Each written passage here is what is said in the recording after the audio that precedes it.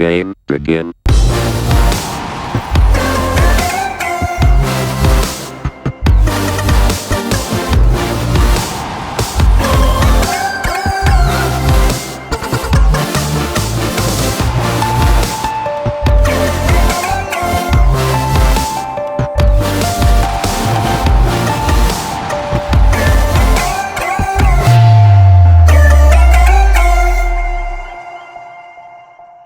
We're back with the New Wave Esports Weekly Esports Update. I'm here with Dan Demetrier, CEO of New Wave Esports. Dan, welcome back. Thank you, James. What does the runway look like for the growth of the industry? What's it worth now? What's it going to be worth in 5 years?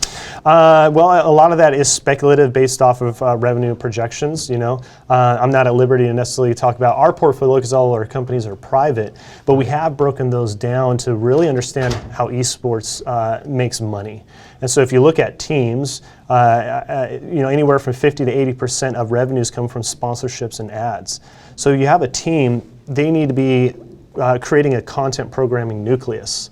And it's that attracts the audiences. And those are the eyeballs that you sell to sponsors. That's ultimately how you're getting that 50 to 70% revenue driver. Mm-hmm. And as long as you have that audience there, then you're latching on other content programming. You could get that audience out to an event. And then as the audience comes out to events, there's our event organizers. They're selling more sponsorship for, say, Red Bull plastered all over a stage. You're selling tickets and ticket sales. You've got merch completely, going out from all the vendors that you have on site. You have catering. So everything is very much reliant on each other and very much interweaved in this whole ecosystem that we talk about. Mm-hmm. Okay, so esports as an investment category then has more or less emerged from electronic games and gaming, and certainly young people these days spend a great deal of their time gaming. So it seems to me that this has the potential to be as big as the electronic gaming space over time, and again, speculatively, of course. So where do you see the strongest growth right now? Like, where is the money being made? So your first point, the traditional gaming audience is 2.5 billion gamers worldwide, and that's pulling in the revenues are absolutely phenomenal. So the revenue, there's a 200 billion revenue projection over this next couple of years. Esports fits within that with a 1.9 billion revenue projection. And so where do some of the biggest opportunities lie? Teams are pulling in the biggest top line revenues. But not all teams are profitable. Why is that? It's because it takes a lot of money to sustain your teams. You've got salaries for all your players. You've got your management teams that you need to pay. You have rent space. You have team houses in which you're training your players. You're making sure that they're healthy, that their cerebral and dexterity and their motor skills are on point. So there's a lot of money that goes into having your athletes perform at their optimal best. But those companies that also latch on the audience viewership and understanding how their athletes are personalities that people latch onto. The LeBron James of the esports world, right. The Tom Brady's. These are young stars that are coming up in esports, and there are communities behind them that want to spend their hard-earned money to engage with these athletes. So. Sure.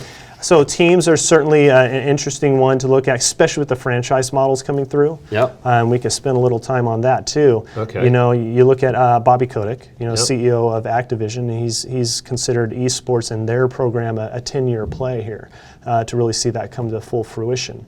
And so you have $20 million buy-ins on, say, the Overwatch League. And where do we start to see the profitability? I think that's going to be coming in over the next 2-3 years as audience sizes grow. You have more franchise buy-in, and they start to see the revenues distributed across all the teams within the franchise. And then it's up to those teams to work independently to bring in their own revenues and contribute to the franchise distribution pool. And so that's where a lot of these franchise models are very interesting to investors. Where is this going to lie? And I think that's sort of this, the epicenter of esports right now is modeling the traditional sports model. So to what extent is winning key to profitability in the whole team ecosystem? From my perspective, you should never guarantee your revenues based off of prize winnings, because those are not guaranteed streams. I think those should be supplemental income. So you need to build in an actual business practice that's unreliant, not dependent on those prize winnings. But certainly, when you do land an incredible prize purse, that's going to help your revenues and expand your organization. But Sure. that is the competitive nature of esports. You may be hot this year, you may have an incredible athlete, but then that athlete might get a better deal, and they go and go to another team, and now you lost your star player.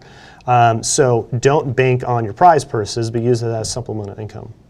Interesting. All right, we're going to leave it there for now, Daniel. We'll come back to you again next week. Thanks very much for joining us. Thank you, James.